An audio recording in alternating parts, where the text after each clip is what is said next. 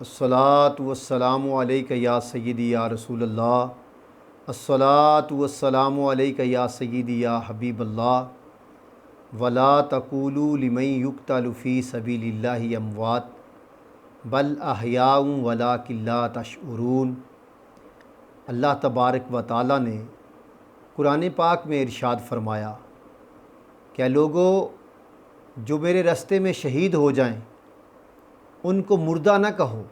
ولا تقولوا لمن یقتل فی سبیل اللہ اموات، جو میرے راستے میں الہی کلمت اللہ کے لیے، اللہ رب العزت کے دین کی سربلندی کے لیے اور نبی پاک صلی اللہ علیہ وسلم کی عزت و نموز پر پہرا دیتے ہوئے، حضور کی ختم نبوت پر پہرا دیتے ہوئے ان کی جان کے ٹکڑے ٹکڑے ہو جائیں، جسموں اور اعضاء بکھر جائیں، فرمایا ان کو مردہ نہ کہو، بل احیاء ولکن لا تشعرون، بلکہ وہ زندہ ہیں لیکن تم ان کی زندگی کا شعور نہیں رکھتے۔ اور ایک مقام پر فرمایا ولا تحسبن الذین قتلوا فی سبیل اللہ امواتا بل احیاء عند ربہم یرزقون، فرمایا زبان سے کہنا تو دور کی بات ہے، ولا تحسبن الذین قتلوا فی سبیل اللہ اموات، تم ان کو گمان بھی نہ کرو، اپنے ذہنوں میں خیال تک بھی پیدا نہ لاؤ کہ وہ مردہ ہیں، بل احیاء عند ربہم یرزقون، بلکہ وہ زندہ ہیں اور اللہ رب العزت کے ہاں ان کو رزق دیا جاتا ہے۔ اور دیکھیے ہمارے ہاں جو ایک حیات اور ممات کا قانون ہے، اللہ تبارک و تعالیٰ کے نزدیک یہ قانون نہیں ہے، کیونکہ ہمارے نزدیک تو زندگی کا قانون یہ ہے کہ اگر انسان کی رگ چل رہی ہے، دل کی دھڑکن رواں دواں ہے اور خون اس کا گردش کر رہا ہے، تو ہمارا دنیاوی قانون، ہماری مشینرییں، ہمارے آلے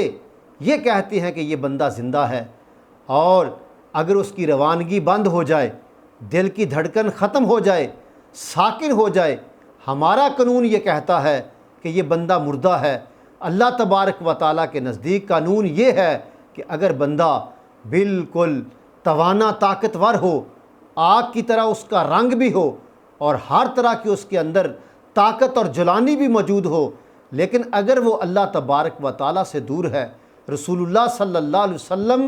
کی بارگاہ سے وہ دور ہے، تو اللہ تبارک و تعالیٰ کے نزدیک وہ ہمیشہ ہمیشہ کے لیے مردہ ہے۔ اور اگر اعضاء و انسان کے بکھرے پڑے ہیں،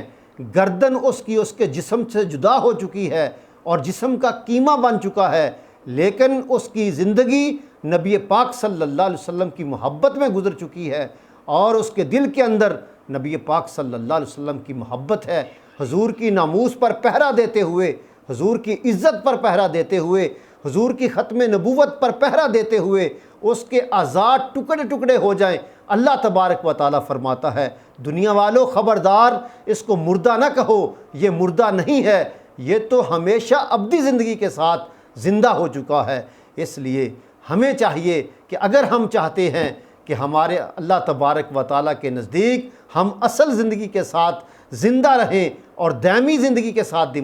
زندہ رہیں، تو پھر ہم پر لازم ہے ہم رسول اللہ صلی اللہ علیہ وسلم کی عزت کی بات کریں، رسول اللہ کی ختم نبوت کی بات کریں۔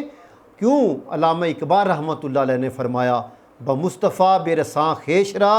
کہ دی ہم اوست اگر باؤ نہ رسیدی تمام بو لہبی، کیونکہ اصل دین جو ہے، روح دین جو ہیں، جان ایمان جو ہیں، جان کائنات جو ہیں، وہ تو نبی پاک صلی اللہ علیہ وسلم کی ذات گرامی ہے۔ وما علیہ الا البلاغ۔